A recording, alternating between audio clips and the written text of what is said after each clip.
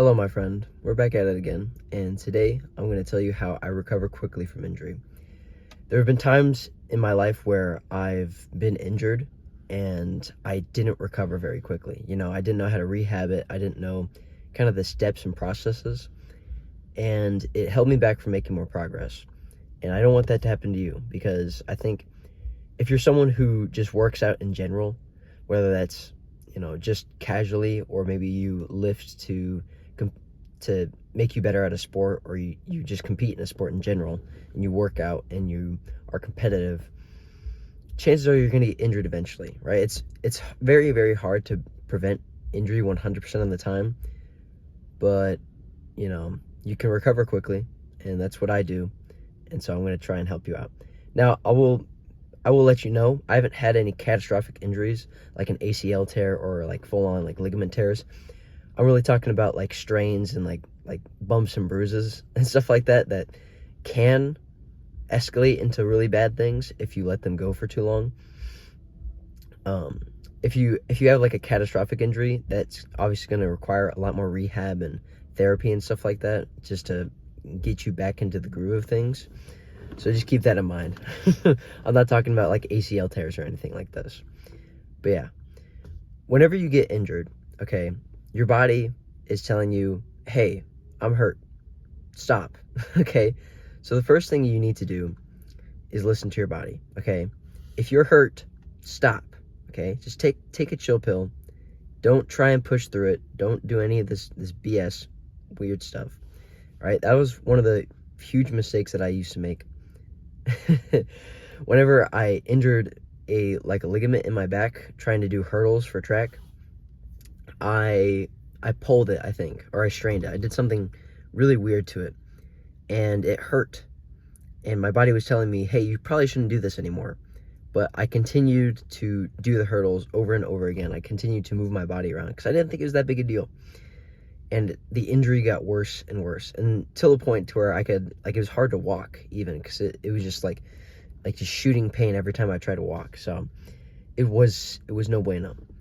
Right? So the first thing is just take a little bit and just assess where you're at with the injury. Okay? If it's like bad, then you should really consider taking a couple rest days just to get like a baseline of healing done.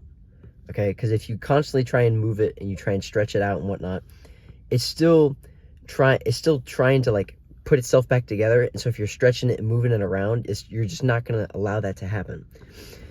One analogy one of the athletic trainer at my school used to give to me is, whenever you have a muscle strain, imagine you were cut, right? Would you want to stretch the cut more, or would you want to close it and stop it from bleeding? Right? That's kind of what a muscle strain is. It's like you've strained the muscle, you've pulled the thing apart a little bit, and so if you continue to try and stretch it, you're only going to exacerbate the problem. So first, just try and bring down the inflammation, bring down the swelling, and just let it put itself back together, and then you can go back to strengthening it so it doesn't have that problem again, right? I think it's a really good analogy. It's like, don't stretch the cuts, basically. So yeah, whenever you get an injury, what I do is I just wait a little bit, right? For the day after, if I am training, I go really, really light. Like the other day, I had this ankle injury that was kind of bugging me. I think it's like an ankle sprain kind of thing, right? But I still had soccer practice. So what I did was I just went light, right? We did some running. I told my coach, hey, I'm just going to take it easy because my ankle is not working right now. So I just jogged, right? It's just a nice, easy jog. That's all it was. And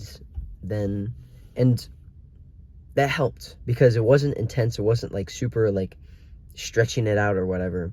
It just got some blood flow in there, and it helped it recover. And that's the second thing that I want to tell you about, is just increasing blood flow or decreasing blood flow to a certain area. So in the beginning, you probably want to ice an injury in most cases, just to bring down swelling, bring down inflammation and whatnot, and just let it kind of put itself back together. But after a little bit, your body's probably going to be okay with it getting some blood flow. So don't be afraid to just get it moving, right? With a little bit of resistance. It doesn't have to be crazy, right? Don't go crazy with it. Like I was saying before, don't move it around a ton, but just move it within a comfortable range of motion. Like if your ankle was hurt, move it within a comfortable range of motion, like just around. And if it hurts, then don't go crazy with it, but just do it a little bit, right? And you can also do other stuff like compression. Like you can wrap it, you can compress it, you can do those sort of things, and that'll help with the circulation of it. More on that, you can also do stuff like cold plunge and sauna. Those really help, just because they increase your circulation without you having to move too much. And they're also just really nice, you know, make you feel good. How else do I recover from injury?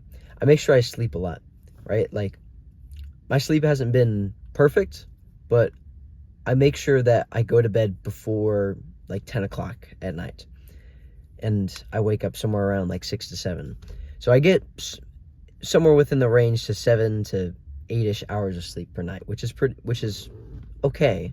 You know, it could be better, but it's something that I'm trying to prioritize more of, because whenever you're sleeping, that's whenever you're recovering. Okay, so if you get less sleep, I think the statistic is like, if you miss an hour of sleep or something like that, the chance of you getting like a catastrophic injury is huge. I think they've done stats where it's like NBA players who tear like a ligament, like an Achilles or an ACL, after not having like good enough sleep, is like it's ridiculously high. It's some ridiculous number, but that's what the correlation is lower sleep just leads to poor recovery, and it just increases your chance of injury overall.